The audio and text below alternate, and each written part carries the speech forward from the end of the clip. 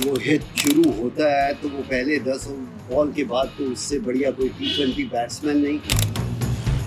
विराट को देखा जाए कि वो एक एक रन को छोड़ता नहीं। आप तो बढ़िया नंबर दे रहे हो, लेकिन मेरे हाथ में जो नंबर है वो तो डिफरेंट है। शिखर धवन की तो बात नहीं करें तो ज्यादा बढ़िया है, क्योंकि 28 का सिर्फ एवरेज है T20 में और स्ट्राइक रेट है 128 का। हमारे पास कोई खिलाड़ी वो क्यों नहीं आ रहे जो पहली बॉल से ही मोमेंटम दे सके टीम को। रैना थे, युवराज थे, रिप्लेसमेंट ही नहीं आ रहे अभी तक। आसान नहीं है, कहना बहुत आसान है। कपिल जी, इंडिया का बेस्ट T20 बैट्समैन कौन है? रोहित शर्मा है, विराट कोहली है, KL राहुल है, कौन है? देखिए, पहली बार ऐसा लगा कि जवाब देने को कुछ है ही नहीं, कह ही नहीं सकते।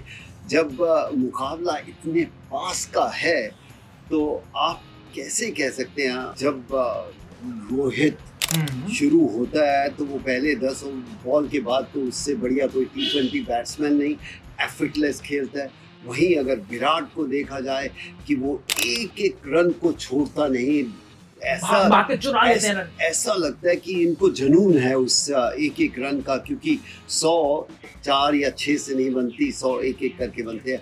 और ये उभरता हुआ खिलाड़ी KL राहुल, क्या टैलेंट है, क्या एबिलिटी है।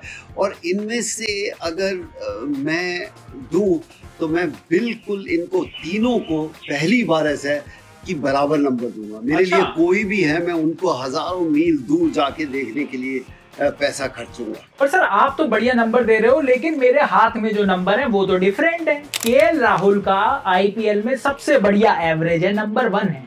और अगर एवरेज के हिसाब से देखा जाए, जितने खिलाड़ी IPL खेलते हैं, कोहली नंबर 15 पर है और रोहित का नंबर तो लगभग 40 का है। इंटरनेशनल क्रिकेट की भी बात कर लेते हैं, क्योंकि भाई स्टैट्स के साथ बात करने का मजा आ रहा है। सर, विराट कोहली का एवरेज बहुत बढ़िया है, 50 का, लेकिन स्ट्राइक रेट है 138 का।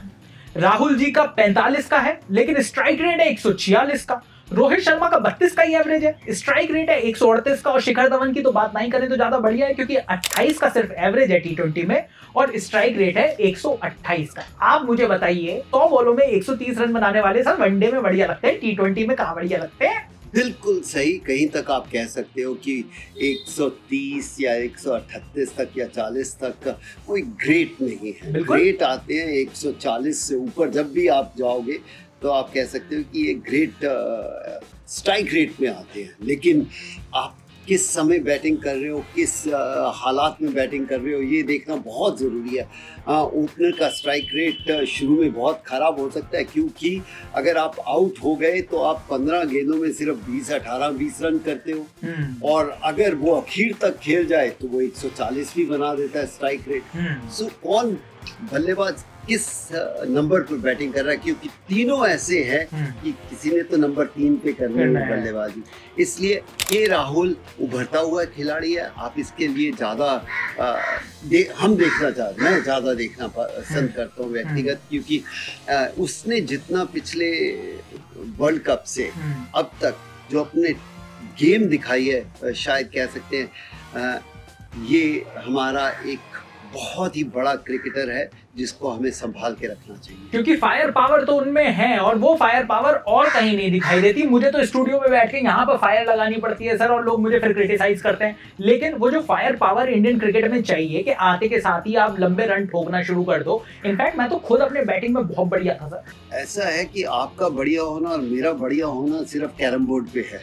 नहीं, अच्छा, अभी अब नहीं खेल सकते। देखो था तो ऐसा है कि पहले आप रोहित के पहले आंकड़े देखिए। जब आप एक मैच्योर क्रिकेटर बन जाते हैं, रिस्पॉन्सिबिलिटी आ जाती है, तो वो फेयरलेसनेस खत्म हो जाता है, तो उसके साथ फिर मैच्योरिटी आती है। तो आप देखेंगे जो एक नया प्लेयर आता है वो उसका स्ट्राइक रेट भी 130 140 का है, और जब हम उसको सोचते हैं कि 140 के साथ स्ट्राइक में खेल सकता है तो फिर प्रेशर पड़ता है, और प्रेशर में फिर उभर के निकलना पड़ता है। आसान नहीं है, कहना बहुत आसान है। हमारे पास कोई खिलाड़ी वो क्यों नहीं आ रहे जो पहली बॉल से ही मोमेंटम दे सके टीम को? रैना थे, युवराज थे, रिप्लेसमेंट ही नहीं आ रहे अभी तक। आएंगे, देखिए आप ऐसा नहीं कह सकते। जब सुनील गावस्कर खेलता था हम सोचते थे कोई इसका रिप्लेसमेंट कैसे आएगा। देखते ही देखते सचिन तेंदुलकर आए, राहुल द्रविड़ आए, वीरेंद्र सहवाग आए, फिर उसको हम सोचते थे अब सचिन जैसा भी कोई प्लेयर आ सकता है, विराट कोहली आए। पर क्या कंजर्वेटिव अप्रोच है हम इंडियन क्रिकेटर्स की? क्योंकि वो फियरलेसनेस जिसकी आपने बात करी, सहवाग सबसे बड़े एग्जाम्पल है, प्राइम एग्जाम्पल है। मैं ये नहीं कह रहा कि सहवाग क्यों नहीं आ रहे दूसरे, मैं ये कह रहा हूँ कि वो जो फियरलेसनेस होनी चाहिए, वो जो कंजर्वेटिव अप्रोच छोड़नी चाहिए लोगों को, वो नहीं दिखाई दे रही। हर आदमी, इवन मिडिल ऑर्डर भी जो हमारा बैठा हुआ है सर, सारा का सारा ऑन द वर्ड गो आते के साथ ही खटाखट शॉट लगाए ना, वही तो देखने आ रही है पब्लिक वो देखने आ रही है। देखिए जो उनकी अपनी भी लाइफ है ना, अगर आप 2 बार खटाखट करते हुए आउट हो जाओ तो आपके ऊपर प्रेशर, आप और हम जैसे लोग भी कहना शुरू कर देते हैं देखो 10 करोड़ लिया है तो और कितने रन बनाए हैं, 200 रन पूरे आईपीएल में। ऋषभ पंत को हम छोड़ते नहीं अगर वो जब जल्दी आउट हो जाते हैं। तो इसलिए आप जरा हमें भी क्रिटिकल होना चाहिए, लेकिन इस तरह की समझ होनी चाहिए कि उनके ऊपर क्या प्रेशर है। बी इन देयर शूज, आपका क्वेश्चन भी बदल जाएगा, आंसर भी बदल जाएगा। तो चलिए हम दुआ करते हैं कि इंडियन बैट्समैन अपनी कंजर्वेटिव अप्रोच छोड़कर थोड़ा सा स्ट्राइक रेट बढ़ाएं खटखट। और क्रिकेट के सारे क्वेश्चनों के लिए देखते रहिए एबीपी अनकट। एबीपी न्यूज आपको रखे आगे।